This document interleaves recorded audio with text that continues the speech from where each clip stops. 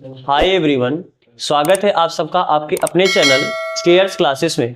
आज के इस लेक्चर में हम सब देखेंगे क्लास 12 मैथ। इसके पहले वाले लेक्चर में हम सब प्रश्नावली 10.2 का पूरा इंट्रो और एग्जाम्पल अपना खत्म कर चुके हैं। आओ आज हम देखते हैं प्रश्नावली 10.2 का क्वेश्चन।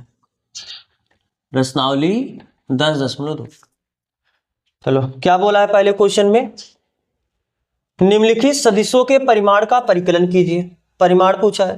पहला वेक्टर क्या दिया है, वेक्टर ए बराबर कितना, I cap plus J cap plus K cap. अब आपको पता होगा क्या कि अगर कोई वेक्टर इस रूप में होता है a1 आई कैप प्लस a2 जे कैप प्लस a3 के कैप, तो उस वेक्टर का परिमाण यानी वेक्टर ए का मान कितना होता है, रूट ऑफ a1 का स्क्वायर प्लस a2 का स्क्वायर प्लस a3 का स्क्वायर। तो इस हिसाब से जो वेक्टर ए का परिमाण हुआ ये कितना हुआ, रूट ऑफ, अब बताओ इसके सामने कुछ नहीं तो एक है, एक का स्क्वायर प्लस एक का स्क्वायर प्लस एक का स्क्वायर यानी रूट ऑफ 1 + 1 + 1 यानी √3। तो वेक्टर ए का परिमाण कितना हुआ, √3। ऐसे आप वेक्टर बी का भी परिमाण निकाले ना। चलो हम वेक्टर सी का परिमाण निकाल दे रहे हैं। वेक्टर सी बराबर आपको क्या दिया है, चूंकि वेक्टर सी बराबर दिया है 1/√3 आई कैप प्लस 1/√3 जे कैप प्लस 1/√3 के कैप। बोलो ये दिया है ना, सॉरी माइनस, यहां पर क्या दिया है, माइनस। तो वेक्टर सी का परिमाण निकालने के लिए क्या करोगे, रूट में 1/√3 का स्क्वायर प्लस 1/√3 का स्क्वायर प्लस माइनस 1/√3 का स्क्वायर, क्योंकि यहाँ पे सी की जगह कितना है या a3 की जगह कितना है, -1/√3। तो कितना हुआ, अंडर रूट 1/√3 का स्क्वायर 1/3 हो जाएगा, एक का स्क्वायर एक √3 का स्क्वायर वही, और माइनस का स्क्वायर करोगे वो भी क्या हो जाएगा, प्लस हो जाएगा। अब बताओ सॉरी यहाँ पर केवल 3 आएगा ना, और जब हर बराबर होता है तो अंश क्या होता है, यानी 3/3। अरे 1 1 1 3 हो जाएगा, कैंसिल हो कितना आया, 1, और अंडर रूट 1 का वैल्यू कितना होता है, 1 ही होता है। यानी वेक्टर सी का परिमाण कितना आया। तो आप कुछ बोल सकते हो वेक्टर सी के बारे में, ये आपका, हाँ यस वेरी गुड, ये आपका जो वेक्टर है ये आपका कैसा वेक्टर रहा होगा, यूनिट वेक्टर यानी मात्रक सदिश, क्योंकि जिस सदिश का परिमाण 1 होता है वो सदिश क्या कहलाता है, मात्रक सदिश, यूनिट वेक्टर कहलाता है। तो आपको कॉपी करना, आप इसे कॉपी करो। फिर हम देखते हैं दूसरा क्वेश्चन। चलो दूसरे क्वेश्चन में क्या बोला है, क्वेश्चन नंबर 2, समान परिमाण वाले दो विभिन्न सदिश लिखिए। आपको ऐसा सदिश लिखना है जिसका परिमाण तो समान हो लेकिन विभिन्न हो। विभिन्न होने का मतलब डायरेक्शन बदल दो। आप ऐसा सदिश हो जिसका परिमाण तो समान है लेकिन डायरेक्शन क्या हो जाए, अलग हो जाए। क्योंकि तो अब यहां पर देखो, मान लो अपना एक वेक्टर कुछ बना लो, जैसे 2 I cap 3 J cap plus 4 के कैप। बोलो ये एक सदिश है, तो दूसरा सदिश क्या हो जाएगा, 2 I cap -3 J cap plus 4 के कैप। डायरेक्शन तो अलग हो गया। परिमाण देखो 2 का वर्ग 3 का वर्ग 4 का वर्ग करोगे परिमाण दोनों का सेम आएगा, लेकिन बस प्लस की जगह माइनस कर दिए, इसका डायरेक्शन कुछ हो जाएगा, इसका डायरेक्शन कुछ हो जाएगा, और जब डायरेक्शन अलग अलग हुआ तो भी सदिश क्या हो जाएगा, भिन्न भिन्न हो जाएगा। या आपका मन है आप ऐसा बोल सकते थे -2 I cap plus 3 J cap plus 4 के कैप। आप इसका चिन्ह बदल दो, आपका मन करे आप इसका चिन्ह बदल दो, 2 I cap plus 3 J cap -4 के कैप। जरूरी नहीं कि आप एक का ही चिन्ह बदल दो, आप दो का चिन्ह बदल दो, तीनों का चिन्ह बदल दो, कैसे भी कर दोगे आपको बस उससे डायरेक्शन क्या हो जाएगा, अलग मिल जाएगा। तो सबका परिमाण तो समान है। अब सबका परिमाण, इन सभी का परिमाण कितना आ जाएगा, अंडर रूट 2 का स्क्वायर प्लस 3 का स्क्वायर प्लस 4 का स्क्वायर। सबका परिमाण समान है लेकिन डायरेक्शन क्या हुआ। आपको ये करके नहीं दिखाना कि इनका परिमाण अलग है, बस आपको एग्जाम्पल देगा, 1 नंबर में ऐसा क्वेश्चन पूछने का पूछेगा। फिर आपसे क्या पूछा है, समान दिशा वाले दो विभिन्न सदिश लिखिए। अब आपको इसके पहले क्वेश्चन में क्या था, परिमाण समान था लेकिन सदिश अलग अलग होना चाहिए, लेकिन यहां पर क्या है, दिशा समान होना चाहिए और सदिश भिन्न होना चाहिए। यही बोला ना, समान दिशा वाले, दिशा समान रखना है लेकिन सदिश अलग रखना है। तो सदिश अलग कैसे हो पाएगा, जब दिशा समान हो जाएगा, क्योंकि सदिश के पास दो ही चीज होता है, एक दिशा एक परिमाण। तो अब दिशा को समान रखना है लेकिन फिर भी अलग करना है, तो अलग करने के लिए फिर आप परिमाण को अलग कर दो। यानी मान लो आपका जो वेक्टर ए है कुछ इस तरीके से बोल दो, कितना 2 आई कैप, और जो दूसरा वेक्टर है उसको बता दो कितना 7 आई कैप। बोलो अरे इसका भी दिशा आई कैप हुआ, इसको भी आई कैप रख रहे हो, यानी दोनों का दिशा एक सक्सी हुआ। लेकिन परिमाण दोनों का अलग हो गया। तो ये दोनों सदिश समान है कि अलग अलग है? समान सदिश कब होते हैं? दो सदिश समान तब होते हैं जब उनका दिशा भी सेम हो, उनका परिमाण भी समान हो। बात समझ आ रहा है ना? तो इनका परिमाण नहीं समान है तो फिर ये दोनों सदिश समान नहीं होंगे। यहाँ पर जो आपका वेक्टर ए है ये वेक्टर बी के बराबर नहीं है, तभी तो दोनों भिन्न भिन्न सदिश हुआ। तो हमने एक ऐसा सदिश लिखा है जिसका दिशा समान है लेकिन परिमाण क्या है? भिन्न। कोई दिक्कत नहीं समझने में ना? आप ऐसे हजारों एग्जाम्पल दे सकते हो, ये तो आपको एक एग्जाम्पल देना है तो आप कोई भी एग्जाम्पल दे सकते हो। तो आप कॉपी करो, फिर हम देखते हैं इसका अगला क्वेश्चन यानी क्वेश्चन नंबर 4।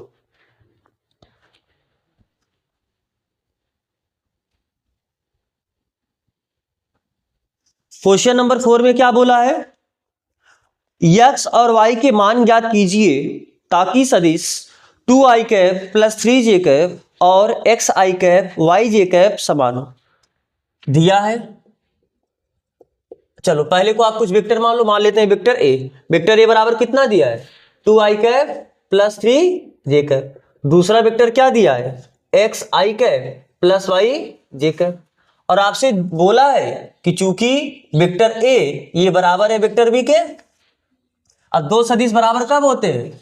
जब a1 बराबर a2 b1 बराबर, यही तो होता है ना, यानी i कैप का गुणांक i कैप के गुणांक के बराबर हो, j कैप का गुणांक j कैप के गुणांक के बराबर हो। k कैप होता तो उसका भी गुणांक बराबर होना चाहिए था। तो यहां से आप बता सकते हो दिस इंप्लाइज दैट क्या 2 बराबर होगा x के और 3 बराबर होगा y का। तो x मान कितना मिला और y का मान कितना मिला? 3। बात समझ में आ रहा है ना? चलो ये कौन सा क्वेश्चन था? चौथा। अब आओ देखो क्वेश्चन नंबर 5। क्वेश्चन नंबर 5 में क्या बोला है? एक सदिश का प्रारंभिक बिंदु 2,1 है। मान लेते हैं कि कोई एक पॉइंट आपका P है, इसका निर्देशांक कितना दिया है? 2,1। तो कोई एक सदिश है, उसका प्रारंभिक बिंदु कितना है? 2,1 और उसका अंतिम बिंदु यानी आप कुछ इस तरीके से चले और उसका जो अंतिम बिंदु है कितना है? -5,7। इस सदिश के अदिश एवं सदिश घटक ज्ञात कीजिए। अब ध्यान से सुनो, आपको पता है जब आप किसी वेक्टर को इस रूप में लिखते हो यानी वेक्टर a बराबर a1i cap plus a2j cap plus a3k cap, intro part में आपको बताया गया है यह सदिश का कौन सा रूप है? घटक रूप है। कौन सा रूप है? घटक रूप है। अब इस सदिश का दो घटक होगा, एक इस सदिश का अदिश घटक भी होता है और इस सदिश का मतलब इस घटक रूप में आप सदिश घटक भी लिख सकते हो। तो अदिश घटक क्या होता है? ये जो गुणांक होता है ये केवल गुणांक क्यों लिखोगे तो अदिश घटक यानी a1 a2 a3 ये अदिश घटक है। लेकिन i कैप j कैप लगा के बोलोगे तो उसका सदिश घटक यानी a1 i cap a2 j cap और a3 k कैप, ये उसका क्या है? सदिश घटक है। तो पहले अदिश घटक और सदिश घटक बाद में बताओगे, पहले वेक्टर तो बताओ, उसको घटक रूप में तो लिखो। तो किस वेक्टर को घटक रूप में लिखना है? जिसका प्रारंभिक बिंदु ये है और मान लो अंतिम बिंदु क्या है? ये। तो आपको कल पता है दो बिंदुओं को जोड़ने वाली रेखा का दो बिंदुओं का जोड़ने वाला जो आपका वेक्टर होता है उसको कैसे लिखते हो? आपने कल देखा है। ये प्रारंभिक बिंदु है, ये अंतिम बिंदु है, यानी आप P से Q चले हो तो यानी आपको PQ वेक्टर लिखना होगा और PQ वेक्टर लिखने के लिए क्या करोगे? Final minus initial. ख्याल है ना? तो पहले आप इन बिंदु के बारे में बता दो। दिया है बिंदु P, ऐसे लिखो, दिया है P 2,1 तथा Q -5,7 दो बिंदु है। या एक काम करो ना, यहां पर आपको ऐसा नहीं बोला, आपको प्रारंभिक और अंतिम बिंदु करके बोला है, आप उसी लैंग्वेज लिखो। दिया है P 2,1 प्रारंभिक बिंदु है, प्रारंभिक बिंदु है तथा Q का निर्देशांक कितना है? -5,7। ये क्या है? अंतिम बिंदु है। आपको केवल बिंदु दिया, हम अपने मन से उसे P और Q मान लिए है ना, अंतिम बिंदु है। अब बोलोगे फिर इसे माना लिखना चाहिए था अगर आपने P और Q माना है। तो अगर आप P और Q माने हो, देखो बिंदु दिया है तो आप दिया है ही लिखोगे, बस उसका नाम कुछ अपने मन से लगा दो, कोई उससे दिक्कत नहीं होगा। जब वो पूछा होता यानी जब आप अपने मन से x y मानते तब आप कहोगे माना उस बिंदु का निर्देशांक P x, y होगा। ये निर्देशांक आपको दिया है। बात समझ में आ रहा है ना? तो ठीक है। तो दिस इंप्लाइज दैट P और Q को जोड़ने वाला सदिश क्योंकि अगर ये प्रारंभिक बिंदु है, ये अंतिम बिंदु है, तो आप वेक्टर पी क्यू तो निकालोगे। अरे प्रारंभ पी से करना है, अंत क्यू पे किए हो, तो उसी को ऐसे रूप में लिखते हो। तो पी क्यू बराबर कितना हो जाएगा, क्यू में से पी को घटाना है, यानी -5 -2 आई कैप प्लस 7 में से 1 घटाओगे, यानी 7 - 1 जे कैप। तो this implies that vector P Q कितना होगा, -7 आई कैप प्लस 6 जे कैप। तो यही तो घटक रूप में हो गया, आई कैप जे कैप के फॉर्म में लिखना, यानी घटक रूप में लिखना। तो अगर ये सदिश हुआ, लेकिन हमसे ये पूछा नहीं, हमसे पूछा इसका अदिश घटक बताना, इसका सदिश घटक बनाना। तो this implies that vector P Q का कौन सा घटक, अदिश घटक, अदिश घटक क्या हो जाएगा, -7 और 6। और वेक्टर पी क्यू का सदिश घटक क्या हो जाएगा, आई कैप जे कैप लगा के बोलना है, यानी -7 आई कैप 6 जे कैप ना। तो आपको ये कॉपी करना, आप इसे कॉपी करो। कौन सा ये था, 5। चलो छठवां question, question number 6। Question number 6 में क्या बोला है, सदिश वेक्टर ए बराबर आई कैप -2 जे cap plus K cap, vector B बराबर -2 I cap plus 4 J cap plus 5 के कैप, वेक्टर सी बराबर आई कैप -6 जे कैप -7 के कैप का योगफल ज्ञात कीजिए। आपको इन सबको क्या करना है, जोड़ना है। जोड़ने का मतलब आपसे vector A plus vector B plus vector C पूछा है। आपको पता है कि जब दो या दो से अधिक वेक्टर को जोड़ना हो तो सबके आई कैप को एक जगह जोड़ देते हो, जे कैप को एक जगह जोड़ देते हो, के कैप को एक जगह जोड़ देते हो। तो यानी इन सबके आई कैप को जोड़ो। इसके सामने आई कैप का गुणांक कितना है, 1, यहां पर भी 1 है, तो ये 1 और 1 मिलके 2 हो जाएगा, और जब 2 में से -2 घटाओ कितना हो जाएगा, 0, यानी यहां पर कितना हुआ, 0 आई कैप। फिर जे कैप वाले -6 -2 मिलके -8 हुआ, लेकिन यहाँ पर +4 है, तो -8 में +4 कर दोगे तो ये आपका -4 जे कैप बचेगा। फिर इसमें क्या है, 5 1 6, प्लस में 6 है लेकिन माइनस में 7 है, तो यानी भी -1 के कैप बचेगा। तो आप ऐसे लिखो, या आप इसे भी ऐसे भी लिख सकते हो, vector this implies that vector A plus vector B plus vector C बराबर सीधा -4 जे कैप और -k कैप। यही आपका क्या हुआ, आंसर। चलो अगला क्वेश्चन क्या बोला है, क्वेश्चन नंबर 7 कह रहा है कि सदिश वेक्टर ए बराबर आई cap plus J cap plus 2k cap के अनुदिश एक मात्रक सदिश लिखिए। तो वेक्टर ए के अनुदिश, वेक्टर ए के अनुदिश, अनुदिश यानी उसी के दिशा में, अनुदिश मात्रक सदिश। मात्रक सदिश को किससे दर्शाते हो, ए कैप से। और ए कैप लिखने का तरीका क्या है, वेक्टर ए बटे मॉड ऑफ वेक्टर ए। तो सबसे पहले आपको मॉड ऑफ वेक्टर ए निकालना पड़ेगा, इसे आप कुछ एक मान के छोड़ दो। तो पहले बताओ, वेक्टर ए तो आपको पता है, तो मॉड ऑफ वेक्टर ए कितना हो जाएगा। वेक्टर ए का मॉड निकालने के लिए यानी परिमाण निकालने के लिए इन सबके स्क्वायर का गुणा मतलब जोड़ देते हो, यानी 1 का स्क्वायर प्लस जे कैप के सामने 1 है तो 1 का स्क्वायर प्लस के कैप के सामने 2 है यानी 2 का स्क्वायर। तो 2 का स्क्वायर 4, 1 5, 1 6, यानी कितना आया, √6। तो वेक्टर ए का परिमाण कितना है, √6। तो दिस इंप्लाइज दैट यस 1 से ना, समीकरण कितने से, 1 से आप बोल सकते हो क्या, ए कैप बराबर वेक्टर ए, वेक्टर ए कितना बोला है, आई cap plus J cap plus K cap बटे मॉड ऑफ वेक्टर ए, और मॉड ऑफ वेक्टर ए का वैल्यू कितना है, √6। आप ऐसे लिखो या अलग अलग करके लिख दो, यानी 1/6 आई कैप प्लस इतना बटे भी इतना करोगे, यानी यहाँ पर कुछ नहीं तो इसके सामने 1 है, 1/6 जे कैप प्लस 1/6 के कैप। ये आपका क्या हुआ, ए कैप। ए कैप यानी वेक्टर ए के दिशा में मात्रक सदिश। ठीक है, तो आपको ये कॉपी करना, आप इसे कॉपी करो। फिर हम देखते हैं इसका अगला क्वेश्चन, क्वेश्चन नंबर 8। सदिश वेक्टर पी क्यू के अनुदिश एक मात्रक सदिश ज्ञात कीजिए जहां बिंदु पी और क्यू क्रमशः इतना और इतना है। दिया है क्या, पी या ऐसे दिया है दो बिंदु, एक आपका पी है, इसका निशान कितना 1, 2, 3 तथा क्यू इसका निशान कितना दिया है 4, 5, 6 है। तो आपको दिया है दो बिंदु P तथा Q है और आपको वेक्टर PQ चाहिए, तो PQ कैसे निकालोगे? Q वाले में से P वाला घटाओ, तो 4 में से 1 घटाओगे यानी 4 - 1 I cap plus 5 - 2 J cap plus 6 - 3 K cap. तो this implies that vector PQ आया कितना?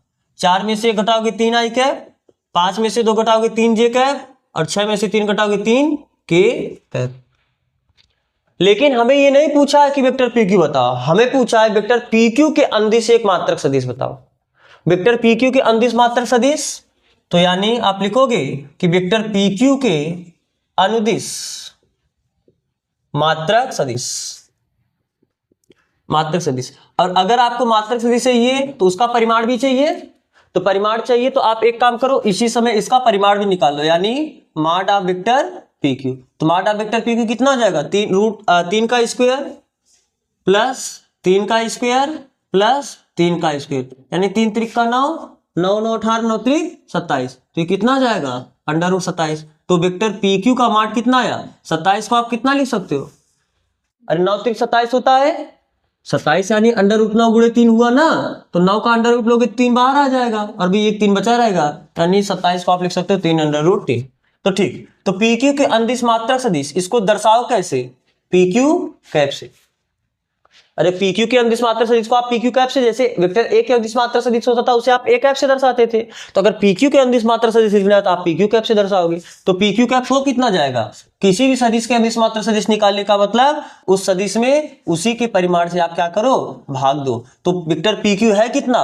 3I cap plus 3J cap plus 3K cap. और वेक्टर PQ का परिमाण कितना आया है? 3 √3। अरे वेक्टर PQ का परिमाण यही आया ना 3 √3, तो आप इतना बटे इतना अलग, इतना बटे इतना अलग, इतना बटे इतना अलग करो। जब इतना बटे इतना करोगे 3 से 3 कैंसिल हो जाएगा, बचेगा कितना? 1 बटे 3, बाकी I कैप। जब इतना बटे इतना करो तो भी 3 कैंसिल हो जाएगा, तो बचे कितना? 1 बटे 3 J कैप, और यहाँ पर कितना बचेगा? 1 बटे 3 K कैप। तो ये क्या हुआ? वेक्टर PQ के अंदिश मात्रक सदिश यानी PQ कैप। समझ में आ रहा है ना? तो आपको ये कॉपी करना, आप इसे कॉपी करो, फिर हम देखते हैं इसका अगला क्वेश्चन, यानी क्वेश्चन नंबर 9। क्वेश्चन नंबर 9 में क्या बोला है? दिए हुए सदिशों वेक्टर A बराबर कुछ दिया और वेक्टर B बराबर आपको दिया है, इसके लिए सदिश vector A plus vector B के अंदिश मात्रक सदिश ज्ञात कीजिए। सबसे पहले आपको दिया है क्या? वेक्टर A बराबर कितना दिया है? 2I cap minus J cap plus 2 K cap. Vector B बराबर कितना दिया है? -I cap plus J cap minus K cap. आपसे पूछा क्या है? इसके लिए सदिश vector A plus vector B के अनुदिश मात्रक सदिश ज्ञात कीजिए। आपको vector A plus vector B के दिशा में, अनुदिश मतलब उसके दिशा में मात्रक सदिश चाहिए। सबसे पहले आप उसके दिशा में सदिश पता करो, तब तो मात्रक सदिश पता करोगे। सबसे पहले आप क्या पता करो? Vector A plus vector B पता करो। तो दो वेक्टर को जोड़ना है तो I कैप में I कैप को जोड़ो, 2 में से 1 घटाओ, कितना बचे? केवल 1, यानी यहां पर बचा कितना? I कैप प्लस 1 माइनस 1 मिलके 0 हो जाएगा, तो आप लिखना है तो आप लिख सकते हो 0 J कैप, और 2 में से 1 घटाओ, केवल 1 बचेगा, 1 K कैप। यानी this implies that vector A plus vector B ये बराबर कितना हुआ? I cap plus K cap. बात समझ में आ रहा है ना? हम इसी को मान लेते हैं वेक्टर C। आप ऐसे लिखोगे बराबर वेक्टर C माना, क्योंकि आपको vector A plus vector B के दिशा में मात्रक सदिश चाहिए। Vector A plus vector B के अंदिश मात्रक सदिश चाहिए, तब इसका कैप निकालना पड़ेगा। किसी वेक्टर के अंदिश मात्रक सदिश निकालने के बाद उसका कैप, लेकिन अब इसका कैप लिखेंगे तो अच्छा नहीं लगता, इसलिए हम इसको कुछ एक नया वेक्टर मान लेते हैं, वेक्टर C। तो आप लिखोगे this implies that vector A plus vector B के अनुदिश मात्रक सदिश, और इसी को हम लिख सकते हैं कितना? C cap. तो C कैप बराबर क्या हो जाएगा? वेक्टर C अपॉन माड ऑफ वेक्टर C। तो this implies that C cap बराबर कितना हुआ? वेक्टर C कितना आपको पता है? I cap plus K cap, और वेक्टर C का माड निकालना है, तो यानी √1 का स्क्वायर प्लस 1 का स्क्वायर, तो कितना हो जाएगा? C कैप बराबर I cap plus K cap बटे करड़ी में 2। तो यहां से क्या मिला? C कैप बराबर 1 बटे करड़ी में 2 I कैप, और इतना बटे इतना कर दोगे, यानी 1 बटे करड़ी में 2 K कैप। तो आप फाइनली लिखो क्या? This implies that vector A plus vector B के अनुदिश मात्रक सदिश, ये कितना हो जाएगा, 1/2 आई कैप प्लस 1/2 के। समझ में आ रहा है ना? तो आपको कॉपी करना, आप इसे कॉपी करो, फिर हम बढ़ते हैं अगले क्वेश्चन के तरफ। क्वेश्चन नंबर 10 में क्या बोला है, सदिश 5i cap minus J cap plus 2k cap के अनुदिश एक ऐसा सदिश ज्ञात कीजिए जिसका परिमाण 8 इकाई है। अब ध्यान से देखो, आपको एक वेक्टर दिया है, ये वेक्टर कितना है, 5i cap minus J cap plus 2k cap. हमको इसी वेक्टर के दिशा में एक ऐसा सदिश चाहिए जिसका परिमाण कितना हो, 8 इकाई। अब इस वेक्टर का पहले परिमाण पता कर लो। इस वेक्टर का परिमाण कितना है, √5 का स्क्वायर प्लस 1 का स्क्वायर प्लस 2 का स्क्वायर, यानी 5 का स्क्वायर 25, 25 1 26 और 26 4 30, यानी इस वेक्टर का परिमाण कितना है, √30। लेकिन हमको ऐसा चाहिए जिसका परिमाण कितना हो, 8 हो। तो जब कभी भी आपको किसी वेक्टर के दिशा में या तो मात्रक सदिश पूछे, अगर मात्रक सदिश नहीं पूछा, इतने परिमाण वाला सदिश पूछा, तो आपको बता दें एक एक नियम। पहले आप यूनिट वेक्टर निकाल लो, यानी एक कोई भी वेक्टर दिया है तो आप उसके दिशा में एक ऐसा वेक्टर निकाल लो जिसका परिमाण कितना हो, 1 हो। तो अगर आपको एक ऐसा वेक्टर पता चला उसी वेक्टर के दिशा में जिसका परिमाण 1 हो, तो बस अब उसी में आप 8 का मल्टीप्लाई कर दोगे, आपको ऐसा सदिश मिल जाएगा जिसका परिमाण कितना हो, 8 हो। तो सबसे पहले जब कभी भी आपको किसी वेक्टर की दिशा में कोई एक नया सदिश पूछेगा, तो हम उस वेक्टर की दिशा में मात्रक सदिश पता कर लेंगे, क्योंकि मात्रक सदिश पता चलने से क्या हो जाएगा, उसी दिशा में, क्योंकि मात्रक सदिश उसी के तो दिशा में निकालते हो। अरे आप बार बार बोलते हो ना, दिए गए सदिश के अनुदिश मात्रक सदिश, अनुदिश मतलब उसी के दिशा में, तो उसके अनुदिश आपको मात्रक सदिश मिला, और जैसे आपको मात्रक सदिश मिला, आपको जितना परिमाण चाहिए उतने परिमाण का आप वेक्टर बता सकते हो। तो लिखो क्या दिया है, वेक्टर ए बराबर 5i cap minus J cap plus 2k cap. तो सबसे पहले हम क्या करेंगे, वेक्टर ए के दिशा में क्या निकालेंगे, 8 परिमाण वाला सदिश है ये, तो पहले आप क्या निकालेंगे, 1 परिमाण वाला सदिश, यानी यूनिट वेक्टर। तो वेक्टर दिस इंप्लाइज दैट, या सीधा लिखो दिस इंप्लाइज दैट, बार बार नहीं लगा, वेक्टर ए के अनुदिश, वेक्टर ए के अनुदिश मात्रक सदिश। वेक्टर ए के अनुदिश मात्रक सदिश को किससे दर्शाओगे, ए कैप, बोलो ए कैप बराबर क्या हो जाएगा, vector A upon mod of vector A. तो बताओ यहां से कितना हो वेक्टर ए, वेक्टर ए कितना दिया है, 5i cap minus J cap plus 2k cap upon mod of vector A का मतलब रूट ऑफ 5 का स्क्वायर प्लस माइनस 1 का स्क्वायर प्लस 2 का स्क्वायर। तो कितना हो जाएगा, 5i cap minus J cap plus 2k cap बटे करड़ी में 5 का स्क्वायर 25, 1 का स्क्वायर 1 और 2 का स्क्वायर 4, यानी 5i cap minus J cap plus 2k cap बटे करड़ी में कितना हो जाएगा 30। अरे 25 1 26 4 30, तो आप इतना बटे इतना, इतना बटे इतना, इतना बटे इतना अलग अलग कर सकते हो। यानी आपको फाइनली ए कैप मिला कितना, 5 बटे करड़ी में 30 आई कैप माइनस 1 बटे करड़ी में 30 जे कैप प्लस 2 बटे करड़ी में 30। ठीक है, हमें ये वेक्टर ए के अनुदिश मात्रक सदिश मिला है, हमको वेक्टर ए के दिशा में 8 परिमाण वाला सदिश है, ये एक ऐसा आपको वेक्टर मिला जिसका परिमाण कितना है, 1। अरे यूनिट वेक्टर का परिमाण 1 होता है ना, तो आपको इस वेक्टर के दिशा में 1 परिमाण वाला सदिश पता चला।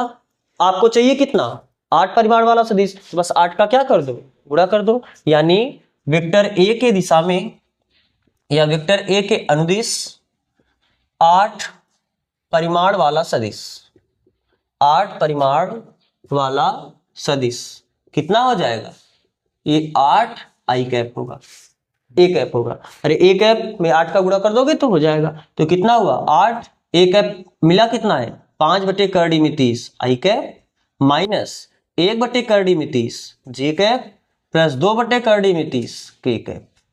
तो कितना हो जाएगा 8 बचे 40 बटे करड़ी में 30 आई कैप माइनस 8 बटे करड़ी में 30 जे कैप प्लस 8 दूनी 16 बटे करड़ी में 30 के कैप। ये आपका क्या हो गया आंसर। तो चलो आपको ये कॉपी करना, आप इसे कॉपी करो, फिर हम देखते हैं इसका अगला क्वेश्चन, यानी क्वेश्चन नंबर 11। क्या बोला है क्वेश्चन नंबर 11 में, दर्शाइए कि सदिश, आपको 2 सदिश दिया है, तो माना आप लिखो दिया है वेक्टर ए बराबर कितना दिया है, 2i cap plus minus 3j cap plus 4k cap, और वेक्टर बी बराबर कितना दिया है आपको, -4i cap plus 6j cap minus 8k cap ना।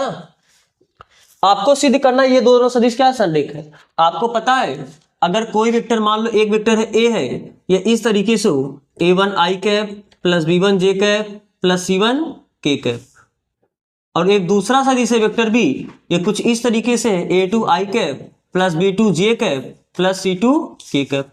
तो दो सदिश संरेख कब होते हैं, जब a1/a2 ये बराबर होता है b1/b2 और ये बराबर होता है किसके, c1/c2। तो चलो यहां पहले a1 b1 c1 निकाल लो। a1 बराबर कितना है 2, b1 बराबर कितना है -3 और c1 बराबर कितना है 4। a2 बराबर कितना है, अरे ये आपका a1 b1 c1 हुआ, ये आपका a2 b2 c2 हुआ, या तो आपका माने a1 a2 a3 मान लो, फिर इसको b1 b2 b3 मान लो, कोई भी आप नोटेशन यहाँ पर लिख सकते हो। तो a2 बराबर -4 हुआ, b2 बराबर 6 हुआ, फिर c2 बराबर -8 हुआ। हमने यहाँ पर क्या हुआ a1 b1 c1 लिया है, a2 b2 c2 लिया, इसलिए हम यहाँ पर a1 b1 c1 निकाले, a2 b2 c2 निकाले। तो सबसे पहले आप क्या निकालोगे a1/a2। तो पहले a1/a2 कितना हुआ 2/-4 यानी -1 अरे 2 1 के 2 2 दूनी 4 माइनस हम अंश में लगाते हैं। फिर आप b1/b2 निकालो, तो b1/b2 कितना हुआ -3/6, तो -3 1 के 3 3 दूनी।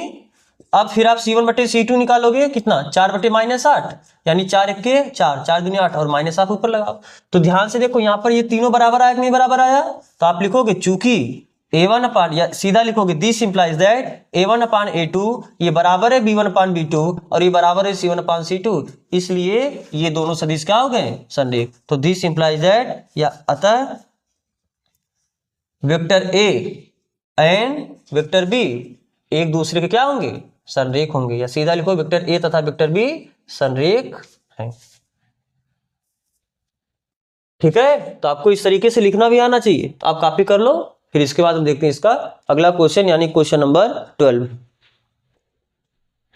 सदिश vector A plus vector I cap plus 2j cap plus 3k cap का दिक् कोसाइन। सबसे पहले आप लिखो ये सदिश को कुछ मान लो दिया है वेक्टर ए, इसे चलो वेक्टर ए मान लेते हैं, I cap plus 2j cap plus 3k cap. पूछा है कि दिक् कोसाइन ज्ञात कीजिए। आपको पता है दिक् कोसाइन क्या होता है, कोई भी सदिश धनात्मक x अक्ष, धनात्मक y अक्ष, धनात्मक z अक्ष के साथ जो कोण बनाता है उन कोणों के कास वैल्यू को यानी कोज्याओं को हम क्या कहते हैं, उस सदिश का दिक् कोसाइन कहते हैं। और इसे आप किससे दर्शाते हो, L M N से। लेकिन यहां पर आपका क्या है कि आपको एक सदिश दिया है और इस सदिश का दिक् कोसाइन पूछा, और आपको पता है कि सदिश का दिक् कोसाइन आप कैसे बताते हो, दिक् अनुपात के सहायता से बताते हो। तो जब आपको कोई सदिश दिया तो इसका मतलब इसका दिक् अनुपात दे दिया, और दिक् अनुपात क्या, यही जो गुणांक होता है यही तो इसका दिक् अनुपात होता है।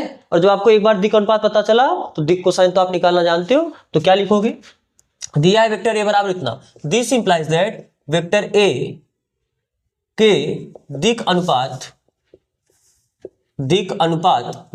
को किससे दर्शाते हो, ए कामा बी कामा सी। ये क्या होगा बोलो 1 कामा 2 कामा 3, या आपको ऐसे लिखना है तो ऐसे लिख लो, वेक्टर ए के दिक् अनुपात ए बराबर 1, बी बराबर 2 एंड सी बराबर 3 होंगे।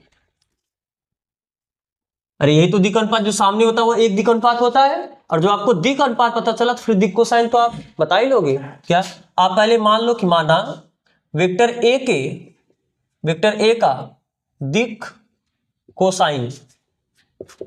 कोसाइन क्या है, क्रमशः L M एंड N।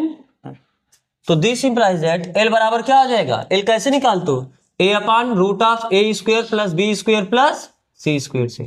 तो कितना हुआ, a का वैल्यू कितना है 1/कड़ी में 1 का स्क्वायर प्लस 2 का स्क्वायर प्लस 3 का स्क्वायर, 1/कड़ी में 3 3 का 9, 9 1 10 4 14 ना। m बराबर कितना आ जाएगा, m कैसे निकालते हो, b/√a² plus b² plus c²। n कैसे निकालते हो, c upon under root A square plus B square plus C square. बात समझ आ रहा है ना। बताओ b का वैल्यू कितना है 2 बटे करड़ी में वही आएगा 1 का स्क्वायर प्लस 2 का स्क्वायर प्लस 3 का स्क्वायर, यानी 2 बटे करड़ी में कितना आ जाएगा 14। c का वैल्यू कितना है 3 बटे करड़ी में 1 का स्क्वायर प्लस 2 का स्क्वायर प्लस 3 का स्क्वायर, यानी ये भी कितना हो जाएगा 3 बटे करड़ी में 14। तो उस वेक्टर का दिक् कोसाइन कितना हुआ 1 बटे करड़ी में 14, 2 बटे करड़ी में 14 और 3 बटे करड़ी में 14। आपको लिखना है लिख सकते हो। अतः दिए गए सदिश वेक्टर ए का दिक् कोसाइन क्रमशः क्या होगा, या दिक् कोसाइन सीधा बताओ 1 बटे करड़ी में 14 कामा 2 बटे करड़ी में 14 तथा 3 बटे करड़ी में 14, या सीधा लिख दो कामा करके 3 बटे करड़ी में 14 है। समझ आ रहा है ना। तो आपको ये कॉपी करना, आप इससे कॉपी करो, फिर हम देखते हैं इसका अगला क्वेश्चन। आओ अब देखते हैं अगला क्वेश्चन, यानी क्वेश्चन नंबर 13। क्वेश्चन नंबर 13 में क्या बोला है, बिंदुओं ए एवं बी को मिलाने वाले एवं ए से बी की तरफ दिष्ट सदिश का दिक् कोसाइन ज्ञात कीजिए। सबसे पहले आपको 2 बिंदु दिया उसे लिखो। दिया है ए का निर्देशांक कितना दिया है 1 कामा 2 कामा माइनस 3 तथा बी -1 कामा -2 कामा 1। ये क्या है 2 बिंदु, आपको यही दिया ना, ये 2 बिंदु है। कह रहा है कि ए से बी की तरफ दिष्ट सदिश का दिक् कोसाइन। पहले आप सदिश निकालो तभी उसका आप यूनिट वेक्टर, दिक् कोसाइन, दिक् अनुपात सब कुछ सभी बता सकते हो। पहले आपको क्या पता करना है, वेक्टर पता करना है। तो आपको क्या बोला है ए से बी की तरफ दिष्ट, तो आप सीधा लिखोगे दिस इंप्लाइज दैट ए से, या ए बिंदु ए और बी को मिलाने वाला, बिंदु ए और बी को मिलाने वाली तथा ए से बी की तरफ दिष्ट, बिंदु ए से बी की तरफ या बी की ओर दिष्ट सदिश, दिष्ट सदिश। ये क्या हो जाएगा ए बी वेक्टर। जब ए से बी की तरफ दिष्ट होगा तो आप ए बी वेक्टर नहीं लिखोगे ना, ए से बी की तरफ जाना है। तो ए बी वेक्टर निकालो कैसे, फाइनल में से इनिशियल घटाओगे, यानी बी वाले में से ए वाले का निर्देशांक घटा के आई कैप जे कैप लिखते हुए लिखोगे।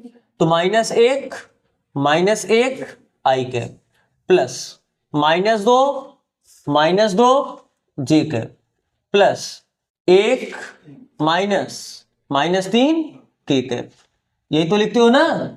अरे 1 में से घटाना यानी माइनस करना, किसे -3 को।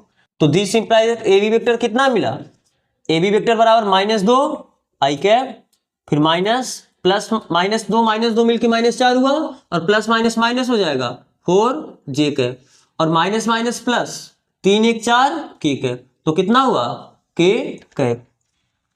तो ये आपको क्या मिला ए बी वेक्टर, यानी ए से बी की तरफ दिष्ट सदिश। तो जब आपको अब एक वेक्टर पता चला, उस वेक्टर का दिक् अनुपात निकालना आसान होता है। क्या है, या तो आप उसका दिक् कोसाइन दिक् अनुपात पता कर लो, उससे आप दिक् कोसाइन बता दो। और आपको दूसरा भी तरीका बताए हैं, जिस वेक्टर का दिक् कोसाइन बताना है उस वेक्टर का क्या निकाल लो, यूनिट वेक्टर। क्या निकाल लो, यूनिट वेक्टर। तो जैसे यूनिट वेक्टर पता चलेगा तो जो यूनिट वेक्टर का आई कैप के कैप आई कैप जे कैप के कैप वाला गुणांक होता है वही उसका क्या हो जाता है, दिक् कोसाइन। आपको ही बताए थे ना। अगर मान लो ये आपका कोई वेक्टर है, वेक्टर ए बराबर a1 आई कैप प्लस a2 जे कैप प्लस a3 के कैप। अब इस वेक्टर का अगर आपको दिक् कोसाइन पूछा, दिक् कोसाइन निकालने का 2 तरीका है।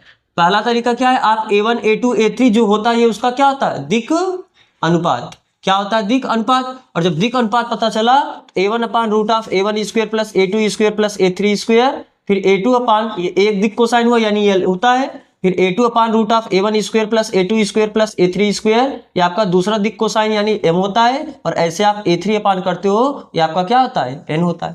अगर आप ऐसे नहीं जाना चाहते हो तो आप सीधा इस वेक्टर का क्या निकाल लो, यूनिट वेक्टर। यूनिट वेक्टर यानी vector a upon mod of vector a। तो जब आप ये वेक्टर निकालोगे तो वहां पर जो आई कैप का गुणांक होगा वो ये होगा, और जो जे कैप का गुणांक होगा वही आपका m होगा, और जो k कैप का गुणांक होगा वही आपका क्या होगा, n होगा। तो चलो इसके पहले वाले क्वेश्चन को हमने ऐसे निकाला है, तो इस क्वेश्चन को हम ऐसे निकाल देते हैं। दोनों मेथड से सेम ही आएगा, सेम ही चीज आपको करना है। तो क्या करोगे, हम सबसे पहले ए बी कैप निकालेंगे। ए बी कैप यानी वेक्टर ए बी बटे माड ऑफ वेक्टर ए बी। तो बताओ वेक्टर ए बी कितना है, -2i cap -4j cap +4 k cap बटे माड ऑफ वेक्टर ए बी का मतलब ए बी का परिमाण। तो ए बी का परिमाण कितना आ जाएगा, -2 का स्क्वायर प्लस -4 का स्क्वायर प्लस 4 का स्क्वायर। तो कितना आ जाएगा, -2i cap -4j cap plus 4k cap. तो कितना हुआ, बटे 2 का स्क्वायर 4, 4 का स्क्वायर 16, 4 का स्क्वायर 16, 16 4 20 और 20 16 36 यानी 6।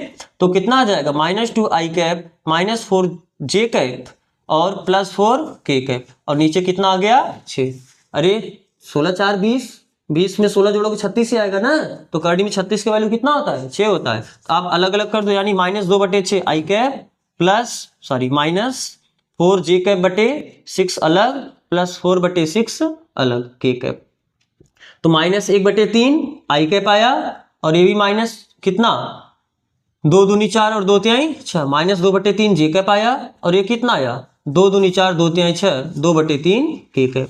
तो ये क्या मिला आपको, ए बी कैप मिला, यानी वेक्टर ए बी के दिशा में मात्रक सदिश मिला। तो आपको पता है किसी वेक्टर का, अगर किसी वेक्टर का आप यूनिट वेक्टर निकालोगे तो यूनिट वेक्टर का ये गुणांक होता है, यानी आई कैप जे कैप का जो और के कैप का जो गुणांक होता है, ये उसका क्या होता है, दिक् कोसाइन, दिक् अनुपात भी बोल सकते हो ये, क्योंकि आपको पता है कि जो यूनिट वेक्टर होता है यानी LMN ये दिक् कोसाइन है, और साथ में ये एक दिक् अनुपात भी है।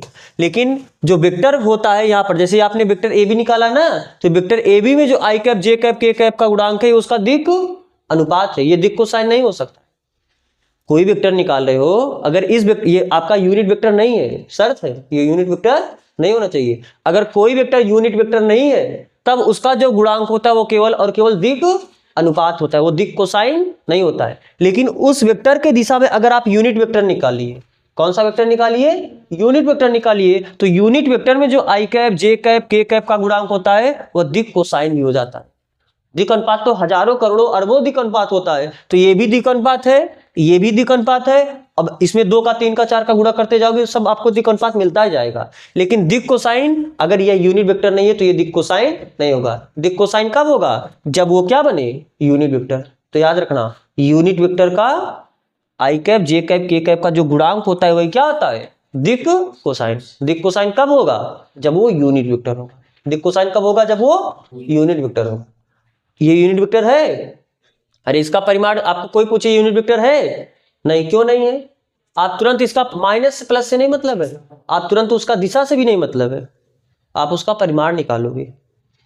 तुरंत क्या निकालोगे, अगर आपसे कोई पूछे क्या ये यूनिट वेक्टर है, कोई भी वेक्टर यूनिट वेक्टर है या नहीं है, तुरंत बस आपको एक ही काम करना है, उसका परिमाण निकालना है। इसका परिमाण निकालो कितना है, अच्छे, अरे यही तो ये हो ना, हर में परिमाण ही तो निकाले हो। तो इसका परिमाण कितना है, तो जब परिमाण अच्छा है तो यूनिट वेक्टर कैसे होगा। तो कभी भी आपसे कोई पूछे कोई वेक्टर यूनिट वेक्टर है या नहीं है, तो आप क्या करोगे, तुरंत उसका परिमाण निकालोगे। अगर परिमाण एक आए तो यूनिट वेक्टर है, वरना यूनिट वेक्टर।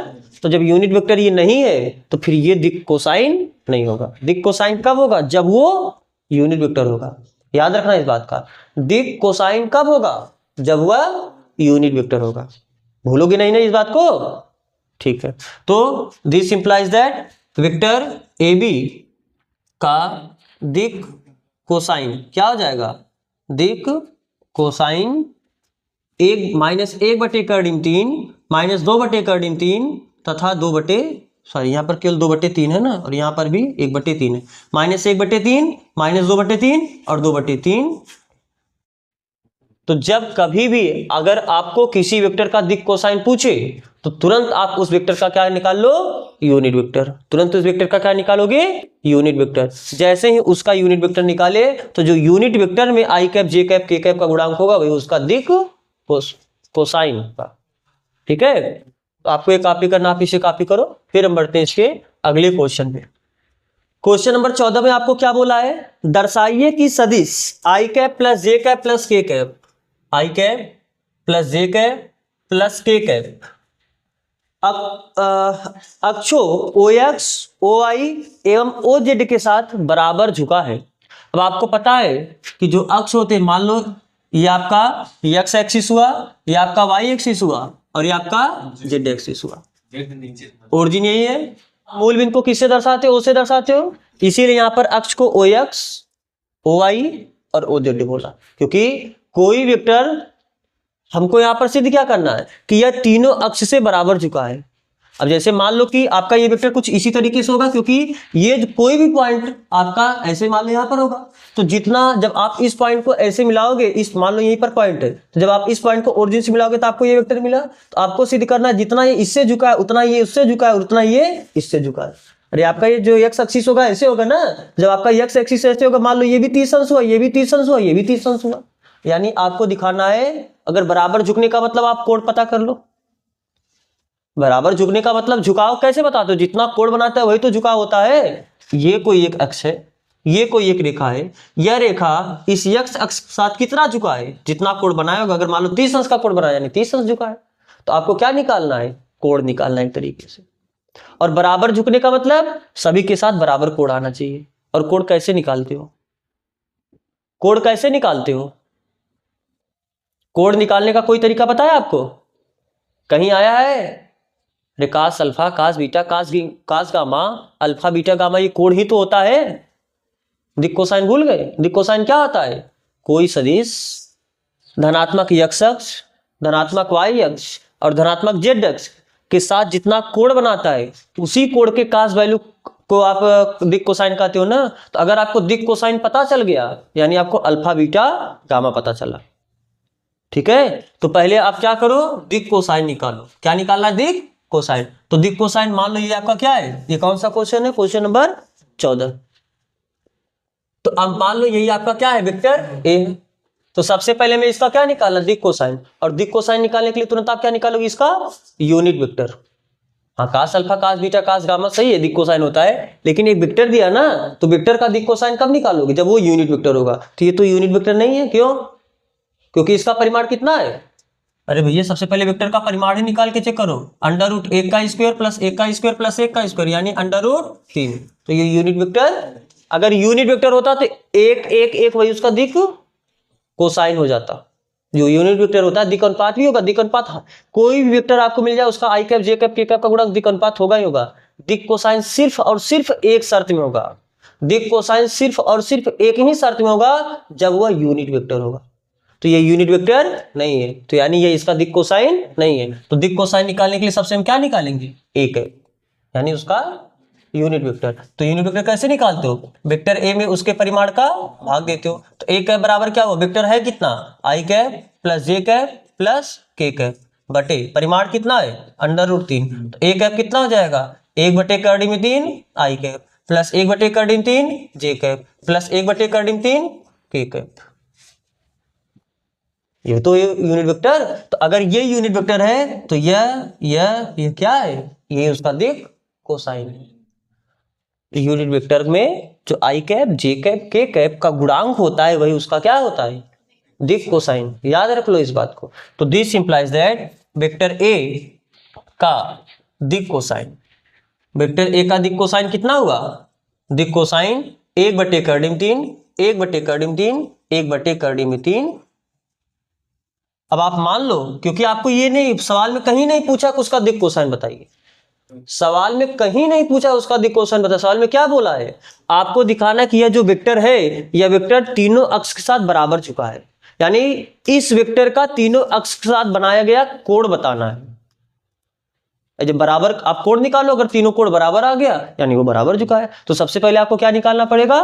कोण। तो आप मान लो, माना वेक्टर ए ओ एक्स या वेक्टर ए, जैसे सवाल में बोला उसी लैंग्वेज में आप बात करो, अक्ष या अक्षों O X O Y and O Z के साथ कितना कोण बनाता है? क्रमशः अल्फा बीटा और गामा कोण बनाता है। जब कोण का बात करोगे तो केवल अल्फा बीटा और गामा बोलोगे ना, तो कास अल्फा कास बीटा कास गामा तो नहीं बोलोगे।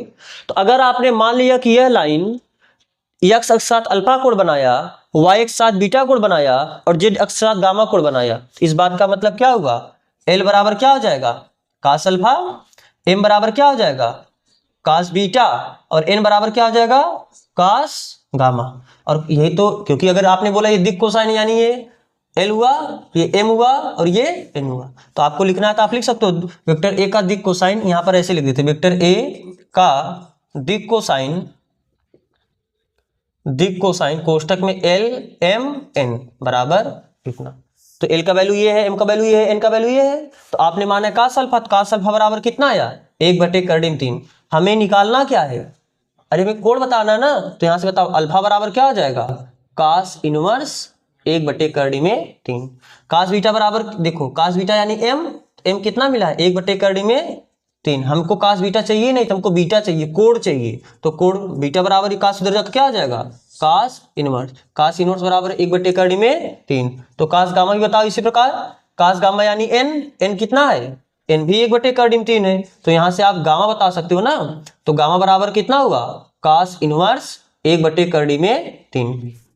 तो देखो क्या अल्फा भी उतना ही आया जितना बीटा है और जितना गामा है, अरे तीनों कोण ये बराबर आ नहीं आ रहा है, अल्फा भी cos इनवर्स 1/√3 आया, बीटा भी cos इनवर्स 1/√3 आया और गामा भी cos इनवर्स 1/3 आया, यानी तीनों कोण क्या आया बराबर, अल्फा बीटा गामा तीनों बराबर आया। अल्फा बीटा गामा है क्या, वह वेक्टर जो वेक्टर है यह x अक्ष y अक्ष z अक्ष साथ कितना कोण बनाया है, जितना कोण बनाया यानी जितना कोण झुका है, तो अगर बराबर कोण बनाया है यानी तीनों के साथ बराबर झुका है, आपको ये तो सिद्ध करना था, तो आप नीचे एक लाइन लिखोगे कि अतः, यहां पर सीधा से लिख दो कि चूंकि अल्फा ये बराबर हुआ बीटा और ये बराबर हुआ गामा के, तो अतः दिया गया सदिश अक्षों के साथ बराबर, अक्षों OX OY OZ के साथ बराबर झुका है।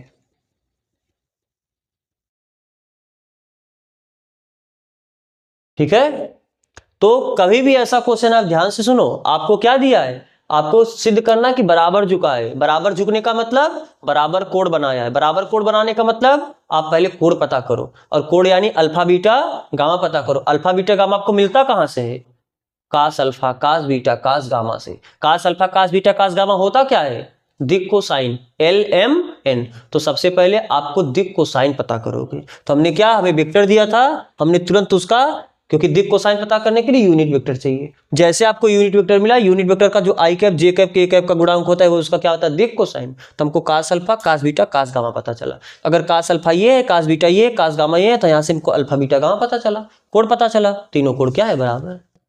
कभी कभी आपको बोलेगा कि यह सदिश दर्शाइए कि यह सदिश x अक्ष y अक्ष z अक्ष साथ क्रमशः 30 अंश 60 अंश 70 अंश का या 90 अंश का कोण बनाता है। तो कोण निकालने के लिए सबसे पहले आपको क्या निकालना पड़ेगा, अल्फा बीटा गामा निकालने के लिए आपको cos alpha cos beta cos gamma यानी दिक कोसाइन पता करना पड़ेगा, और दिक कोसाइन पता करने का यही रास्ता है क्या, यूनिट वेक्टर निकालना। क्या निकालना, तो यूनिट वेक्टर निकालोगे तो आपको दिक कोसाइन पता चला, जब दिक कोसाइन पता चला फिर आप cos alpha cos beta cos gamma पता चला, और जब cos alpha cos beta cos gamma तो आप अल्फा बीटा गामा पता चल जाएगा आपको। चलो, तो आपको ये कॉपी करना, आप इसे कॉपी करो। फिर हम देखते हैं इसका अगला क्वेश्चन, यानी क्वेश्चन नंबर 15।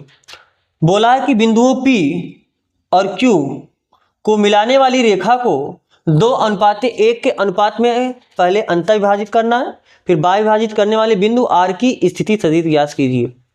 आपको बिंदु, पहला बिंदु क्या बोला है, i cap plus 2j cap minus k cap, और दूसरा Q क्या पूछा है, बोला है i cap j cap plus k cap, किस अनुपात में, 2:1 के अनुपात में विभाजित। ध्यान से सुनो, आपको कल बताया था मैंने इंट्रो में कि जब किसी भी दो बिंदुओं को मिलाने वाली बिंदु को किसी अनुपात में विभाजित करने वाला अंतर या बाह्य विभाजित किसी प्रकार का विभाजन हो, विभाजन करने वाले बिंदु का अगर स्थिति सदिश पूछे, कुछ मत करो, सबसे पहले ये आपका पहला बिंदु है, आपका दूसरा बिंदु है, आप पहले बिंदु की स्थिति सदिश लिखो यानी R1, और दूसरे बिंदु की स्थिति सदिश लिखो यानी R2।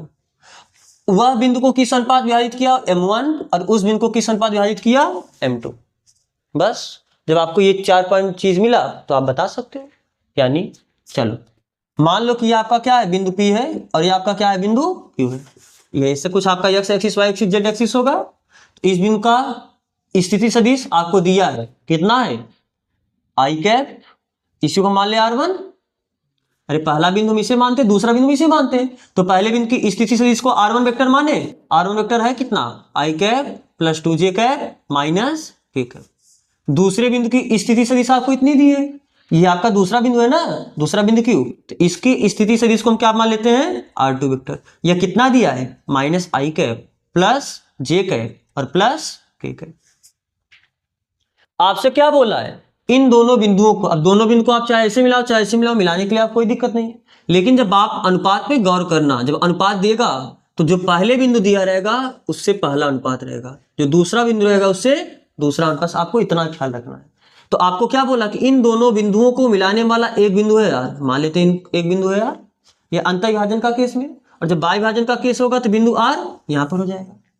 तो जब पहले अंतःविभाजन का देखो, फिर बाह्य विभाजन का जब आएंगे तो वहां पर देखेंगे। तो मान लो कोई एक बिंदु है बीच में आया, तो यह अंतःविभाजित किया किस अनुपात में, 2:1 के अनुपात में। तो ये जो अनुपात 2 होगा ये इधर का होगा, जो अनुपात 1 होगा इधर का होगा, बिल्कुल नहीं।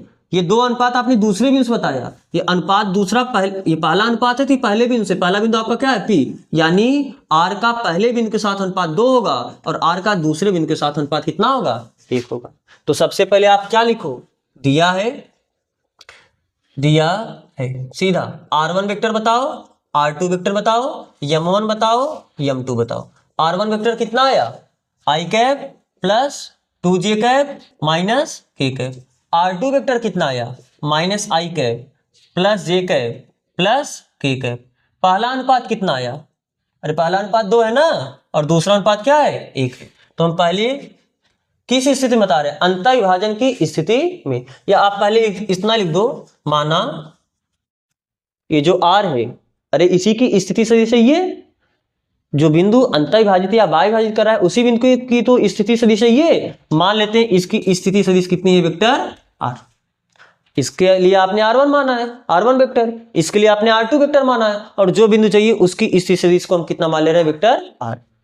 तो माना बिंदु, कौन सा बिंदु, R। माना बिंदु R की स्थिति सदिश कितनी है, स्थिति सदिश वेक्टर R। तो पहले हम किस स्थिति में बात करेंगे, अंतःविभाजन की स्थिति में। अंतःविभाजन की स्थिति में वेक्टर R कैसे निकालोगे, फार्मूला आपको पता है ना, पहला अनुपात का गुणा दूसरे में और दूसरे अनुपात का गुणा पहले में। तो यानी अगर आप अनुपात पहला लिखोगे तो स्थिति सदिश आपको दूसरे का लेना होगा, अगर आप अनुपात दूसरा लोगे तो स्थिति सदिश आपको और बटे M1 प्लस M2 नीचे करते हैं। तो फार्मूला याद करने में कोई दिक्कत ही नहीं, अनुपात पहला स्थिति सदिश दूसरे का, अनुपात दूसरा स्थिति सदिश पहले का।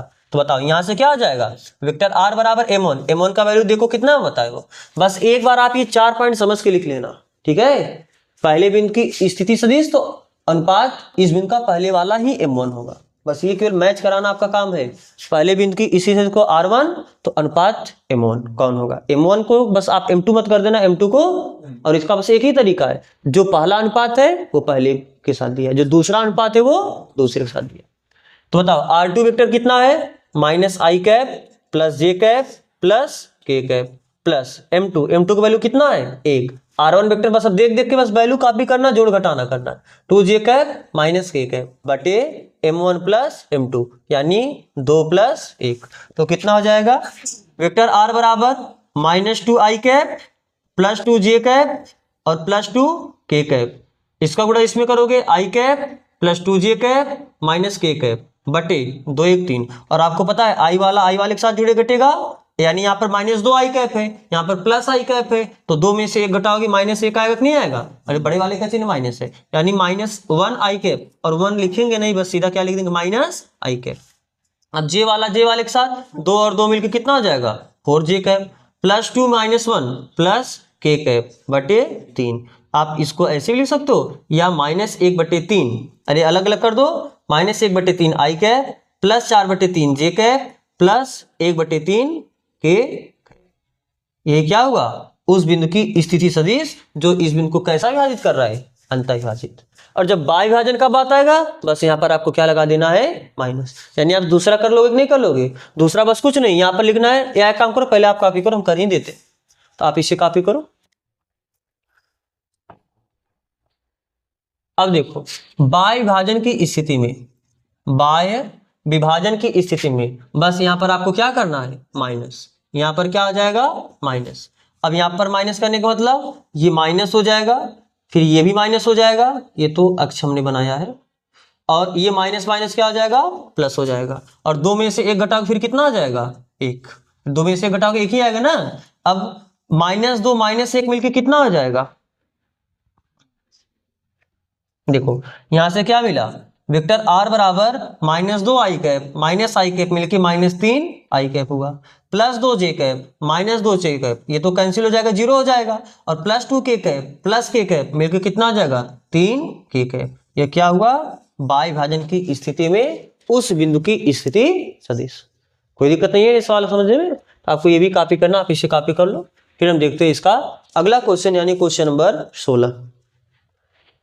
क्वेश्चन नंबर 16 क्या है, दो बिंदुओं P और Q को मिलाने वाले सदिश का मध्य बिंदु ज्ञात कीजिए। एक बिंदु आपका है P, अब देखो इस बिंदु का निर्देशांक दिया है 2, 3, 4। Q इसका क्या दिया है, 4, 1, -2। अब ध्यान से देखो, अगर कभी भी आपको ऐसा दिया P 1, 2, 3, या कभी आपको ऐसा दिया i cap +2 j cap +3 k cap ना, ऐसे कोष्ठक में, जब कोष्ठक में ऐसे देगा यानी वो उसका निर्देशांक दिया है, और जब उसी के साथ कोष्ठक में i cap j cap k cap से लिख के दिया, तब वो क्या दिया, उसका स्थिति सदिश। जब कभी P ऐसा मतलब पॉइंट का सिंबल यूज किया, पॉइंट को किस अक्षर से दर्शा रहा है वो दिया हो, और कोष्ठक में कुछ i कैप कुछ j कैप कुछ k कैप करके दिया हो, तो इस बात का मतलब वो उसकी स्थिति सदिश, यानी उस पॉइंट को जब आप ओरिजिन से मिलाओगे, मान लो यही पॉइंट है, तो ये जो सदिश होगा ये तो स्थिति सदिश होता है, वो दिया है आपको। तो इसके पहले वाले क्वेश्चन में आपको स्थिति सदिश दिया था, लेकिन इस क्वेश्चन में आपको उस बिंदु का क्या दिया है, निर्देशांक दिया है। तो जब फार्मूला लगाओगे, फार्मूला में तो आपको क्या चाहिए, निर्देशांक चाहिए कि स्थिति सदिश चाहिए, स्थिति सदिश चाहिए। जब आप फार्मूला लगाते हो m1 r2 vector plus m2 r1 vector, r1 r2 vector क्या है, पहले बिंदु की स्थिति सदिश और दूसरे बिंदु की स्थिति सदिश। तो जब आप फार्मूला लगाते हो तो आपको स्थिति सदिश चाहिए।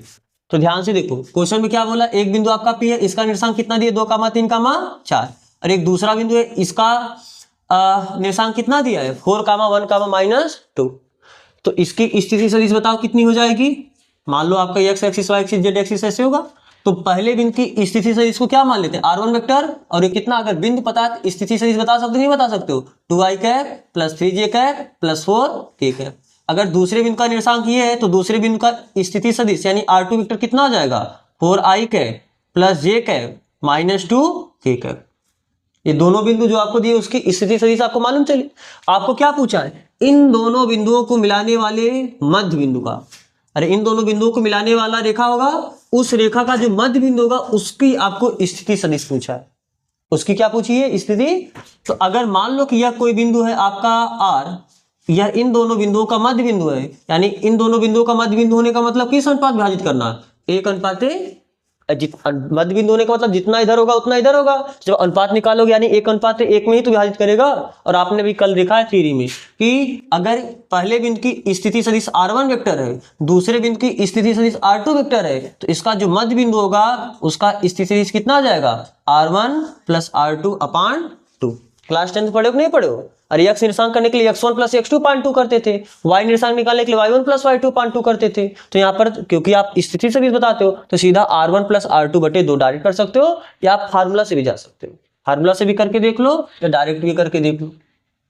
तो यहाँ पर क्या हुआ, r1 वेक्टर दिया कितना, 2i cap +3 j cap +4 k cap, r2 vector कितना दिया, 4i cap +j cap -2 k cap. पहला अनुपात m1 बराबर 1 है और m2 बराबर भी कितना है, 1 है। यानी आप ऐसे बोल सकते हो ना, m1/m2 बराबर कितना, 1/1, यानी m1 बराबर भी 1 है और m2 बराबर भी कितना है, 1 है, क्योंकि ये मध्य बिंदु है। तो दिस इंप्लाइज, आप एक लाइन कहीं लिख देना, माना यहीं पर, माना बिंदु P और Q को Q के मध्य बिंदु या बिंदु P और Q का मध्य बिंदु R है। हमने जो माना है पॉइंट, इसके ये तो अपने मन से माना है, इसके बारे में लिखना पड़ेगा। माना इन दोनों का मध्य बिंदु क्या है, आर है, जिसकी स्थिति सदिश, इसकी स्थिति सदिश को आप क्या मानते हो, केवल वेक्टर आर, जिसकी स्थिति सदिश वेक्टर आर। तो अगर यह मध्य बिंदु है तो m1 बराबर 1 हुआ और m2 बराबर भी क्या हुआ, 1 हुआ। तो बस r बराबर क्या हो जाएगा, पहला अनुपात दूसरे की स्थिति सदिश प्लस दूसरा अनुपात पहले बिंदु की स्थिति सदिश अपान m1 प्लस m2। तो this implies that vector r बराबर कितना हुआ, m1 का वैल्यू 1 है, r2 कितना है 4i cap plus j cap minus 2 k cap. या आप एक काम करो, यहीं से आप देख लो फार्मूला कैसे आता है ना। तो m1 1 हुआ, r2 वेक्टर वैसे लिखो, प्लस m2 का वैल्यू कितना हुआ, अरे m2 कितना है 1, r1 वेक्टर हम भी वैसे रखते हैं अपान m1 प्लस m2 यानी 1 प्लस 1। तो this implies that vector r बराबर कितना हुआ, 1 में गुणा करोगे r2 वेक्टर ही आएगा, 1 में गुणा करोगे r1 वेक्टर ही आएगा, और 1 में 1 जोड़ो कितना आ जाएगा 2। तो देखो डायरेक्ट r1 प्लस r2 बटे 2 कर सकते नहीं कर सकते थे, फिलहाल आप देखो। तो this implies that vector r बराबर r2 वेक्टर कितना है 4i cap plus j cap minus 2 k cap plus r1 vector कितना है 2i cap plus 3j cap plus 4 k cap, और बटे कितना करना है 2। तो कितना हुआ, i कैप में i कैप को जोड़ो 4 2, और जब आधा करो कितना आ जाएगा 3i कैप, फिर j कैप में j कैप वाला 3 है, जब बटे 2 करो कितना आ जाएगा 2j कैप, और k कैप वाला 4 में से 2 घटाओगे 2 बचेगा, 2 का आधा करोगे 1 k कैप। ये क्या हुआ, वेक्टर आर, यानी उस बिंदु की स्थिति सदिश जो इन दोनों बिंदुओं का क्या है, मध्य बिंदु। आप लिख लोगे एक लाइन इसके नीचे, अतः बिंदु P तथा Q के मध्य बिंदु की स्थिति सदिश 3i cap plus 2j cap plus k cap है। समझ में आ रहा है ना। एक लाइन आपने वो नीचे कमेंट कर दिया करो। तो आपको ये कॉपी करना है तो आप इसे कॉपी करो, फिर हम देखते हैं इसका अगला क्वेश्चन।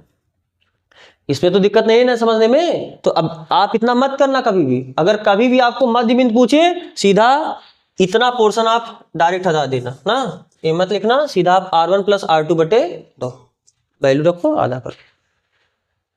अब देखते हैं हम अगला एग्जाम क्वेश्चन, यानी क्वेश्चन नंबर 17।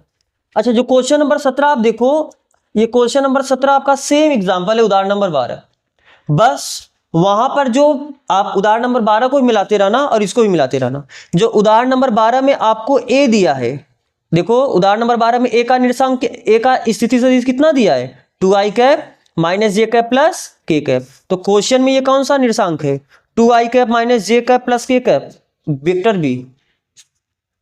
क्वेश्चन 17 देखो सेम वही वेक्टर बी दिया कि नहीं दिया है। एग्जाम्पल में जो a की स्थिति सदिश दिया था वो क्वेश्चन में वेक्टर बी दिया है, पक्का। अब देखो फिर एग्जाम्पल में वेक्टर जो बी का स्थिति सदिश दिया है वो क्या है i cap minus 3j cap minus 5k cap, और क्वेश्चन में कहाँ है वेक्टर सी, यानी जो वहां पर बी का बिंदु बी की स्थिति सदिश थी वो यहां पर वेक्टर सी दिया है, और वहां पर जो वेक्टर मतलब सी की स्थिति सदिश है वो यहां पर वेक्टर ए दिया है तो तीनों वही पॉइंट ना। तो जब तीनों वही पॉइंट है यानी सेम क्वेश्चन हो गया, आप वो क्यों यानी आप ये भी अपने मन से कर लोगे। अब आप देखते हैं क्वेश्चन नंबर 18, सेम वही चीज है, बस आपको वही कॉपी पेस्ट कर देना है। बस वहां पर जहां आप ए बी सी लिखे थे अब यहाँ पर ए की जगह जो दिया, बी की जगह जो दिया, सी की जगह जो दिया, आप वो करना। चलो क्वेश्चन नंबर 8 में क्या बोला है, त्रिभुज ABC के लिए निम्न में से कौन सा कथन सत्य नहीं है। आपको एक त्रिभुज दिया है ABC ना, इसमें किधर गया है A से B की तरफ एरो है, यहां पर B से C की तरफ एरो है, और यहां पर A से C की तरफ एरो है, ठीक है। तो पहला क्या बोला है AB plus BC vector BC plus vector CA बराबर 0। सबसे पहले एक काम करो, आप इसमें इस फिगर को देख के लिख क्या सकते हो, पहले आप वो लिखो A से B चले, अरे त्रिभुज नियम, A से B चले फिर B से C चले, इस बात का मतलब क्या हुआ A से C चले, यानी इस त्रिभुज के लिए आप देख के ये लिख सकते हो, बोलो। लेकिन आपको कहीं भी ऐसा बराबर के उधर सब में 0 किया है तो यानी प्लस इधर आकर क्या हो जाएगा, यानी vector AB plus vector BC minus vector AC बराबर 0। ये कौन सा कोई ऑप्शन है, vector AB plus vector BC minus vector AC, ये आपका बी ऑप्शन है, ये भी सही है। क्वेश्चन आपसे पूछा कौन सत्य नहीं है, यानी बी आपका सत्य हुआ, ठीक है। अब क्या आपको पता है vector A B plus vector B C minus A C vector को क्या प्लस सी ए वेक्टर लिख सकते हो? अरे जो माइनस ए सी था इसको प्लस सी लिख सकते हो ना, भूल गए क्या? वेक्टर ए बी को आप लिख सकते हो माइनस वेक्टर बी। अगर गलत आप इसे पलट देते हो तो इसका चिन्ह भी बदल जाता है ना, तो अगर यहाँ पर ये चिन्ह हटाना है तो आप इसको पलट दो, यानी कितना आ जाएगा सी ए। तो क्या ये भी कोई ऑप्शन है? पहला ऑप्शन यही है शायद ना, vector A B plus vector B C plus vector C बराबर 0। ये आपका कौन सा ऑप्शन है? फर्स्ट ऑप्शन है। थर्ड ऑप्शन में क्या बोला है? Vector A B plus vector B C minus vector C A. नहीं, माइनस नहीं होगा, प्लस वेक्टर सी ए होगा। अरे दूसरा ऑप्शन में तो आपका, पहले ऑप्शन में आपका यही था ना, जब ये सी ए है तो माइनस सी ए कैसे हो सकता है? यानी ये ऑप्शन क्या हुआ? सी वाला ही गलत है, डी वाला ही मैच कर लो, सही है गलत है। Vector A B minus C B, आपने यहाँ पर बी सी, अच्छा क्या बी सी को आप माइनस सी बी लिख सकते हो कि नहीं लिख सकते हो? अरे पलटोगे तो चिन्ह बदल जाएगा, और बाकी प्लस सी ए बराबर क्या हो जाएगा? वेक्टर 0। तो ये भी आपका ऑप्शन क्या हुआ? सही है, यानी इसका गलत कौन सा ऑप्शन है? सी। क्वेश्चन नंबर 19 में क्या बोला है? यदि वेक्टर ए और वेक्टर बी दो संरेख सदिश हैं तो निम्न में से कौन सा कथन सत्य नहीं है? आपको क्या बोला है? दो वेक्टर संरेख हैं। अब जब आई कैप जे कैप के कैप में देता था इसे, और इसको भी आई कैप जे कैप के कैप में देता है, तो वहां पर आप a1/a2 b1/b2 c1/c2 करते हो, लेकिन यहाँ पर आई कैप जे कैप के कैप में नहीं दिया है। तो जब आई कैप जे कैप के कैप में नहीं दिया तो आप इसका परिभाषा से जाओगे, तो वहां पर आपको बताए थे कि दो वेक्टर संरेख कब होता है? जब पहला वेक्टर लैम्डा टाइम्स होता है वेक्टर ए के। ख्याल है ये बात? अरे अगर पहला वेक्टर दूसरे वेक्टर में आप किसी नंबर का गुणा कर दिया और पहला वेक्टर आ गया, अभी धनात्मक संख्या भी हो सकता है, ऋणात्मक संख्या भी हो सकता है, क्योंकि संरेख का मतलब दिशा समान भी हो सकता है, दिशा विपरीत भी हो सकता है। तो पहला क्वेश्चन क्या बोला? देखो पहला ऑप्शन दिया वेक्टर बी बराबर होगा लैम्डा टाइम्स वेक्टर ए, बिल्कुल सही बात है, हो सकता है संरेख में। दूसरा वेक्टर, दूसरे में क्या बोला है? ऑप्शन नंबर बी में वेक्टर ए ये बराबर होगा प्लस माइनस वेक्टर बी, क्या ये हो सकता है? बिल्कुल। यहाँ पर लैम्डा का वैल्यू कितना दिया? 1 कर दिया, लैम्डा का वैल्यू 1 कर लिया, तो चाहे आप +1 का गुणा करो चाहे आप -1 का गुणा करो, यानी लैम्डा ही तो है, ये तरीके से समझ लो। तो ये भी आपका क्या है? सही है। तीसरा वेक्टर क्या बोला है? सी ऑप्शन, वेक्टर ए और वेक्टर बी के क्रमागत घटक समानुपाती नहीं है, बिल्कुल नहीं, यही गलत है। समानुपाती होते हैं, a1/a2 b1/b2 c1/c2 तीनों घटक बराबर, तीनों घटक का अनुपात समान आता है, यानी दोनों वेक्टर के जो घटक होते हैं उनका अनुपात समान होता है, यानी उनके घटक समानुपाती होते हैं। जबकि इसमें पूछा है कि इनके क्रमागत घटक समानुपाती, जबकि समानुपाती होते हैं, यानी यही ऑप्शन क्या हुआ? आपका गलत है, यानी यही ऑप्शन आपका सही है ना। आपको बोलना कि इसमें कौन सा ऑप्शन होगा, तो क्वेश्चन नंबर 19 का ऑप्शन कौन होगा? अच्छा डी ऑप्शन भी देख लो ना, दोनों सदिशों वेक्टर ए तथा वेक्टर बी की दिशा समान है परंतु परिमाण विभिन्न है, कोई दिक्कत नहीं है। एक वेक्टर आपका ये है और एक वेक्टर आपका ये है, देखो दोनों का डायरेक्शन सेम हुआ, परिमाण इसका कम है उसका परिमाण ज्यादा है, तो कोई दिक्कत नहीं है, दोनों क्या है? एक दूसरे के संरेख हैं। तो फिर आपका ये प्रश्नावली यहाँ पर कंप्लीट होता है। अब इसका अगला प्रश्नावली अगले लेक्चर से हम सब स्टार्ट करेंगे। आज यहाँ तक बस करते हैं। यहाँ तक जुड़ने के लिए आप सबका बहुत बहुत धन्यवाद।